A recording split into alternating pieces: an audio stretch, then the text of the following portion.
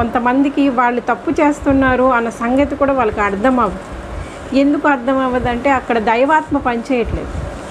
మీకు అర్థమైందా? బ్రహ్మపరచాత్మ పనిచేస్తూ ఉంటుంది.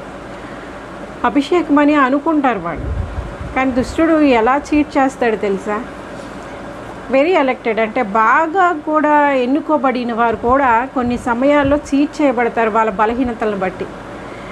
వాళ్ళు ఏమనుకుంటారంటే అభిషేకం ఇంకా అంటే ఒకప్పుడు అభిషేకం పొందుకున్నారేమో, ఎక్కడో వాళ్ళకి డిసెప్షన్ జరిగింది, అదే ఆ స్పిరిచువల్ డిసెప్షన్ ఎక్కడో జరిగింది. ఈ లోపల ఈ దుష్టుడు ఏం చేస్తాడంటే వాళ్ళని తప్పుదో పట్టించేస్తాడు. చూసారా? వీళ్ళు ఏంటంటే ఈ ఆత్మ దూరం అయిపోతుంది, తండ్రికి దేవుడికి దూరం అయిపోతుంది.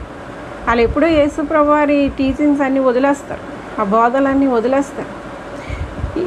నేను చెప్పిన ఈ మాటల్లో మీరు ఎవరు